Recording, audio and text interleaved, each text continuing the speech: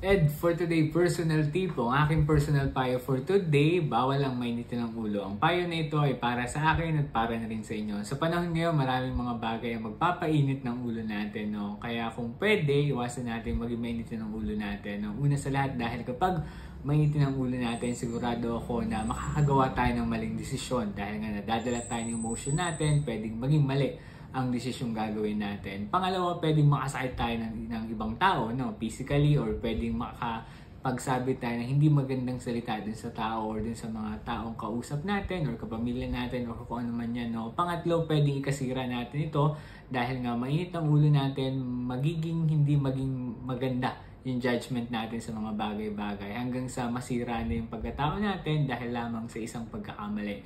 Kaya kung kaya natin, wag uminit yung ulo natin pag may mga sitwasyong, alam mo na, hindi natin inaasahan, gawin natin, no? So, kung nagustuhan mo tong video na to at sa tingin mo makakatulong sa'yo, baka pwedeng pakilike at pakishare.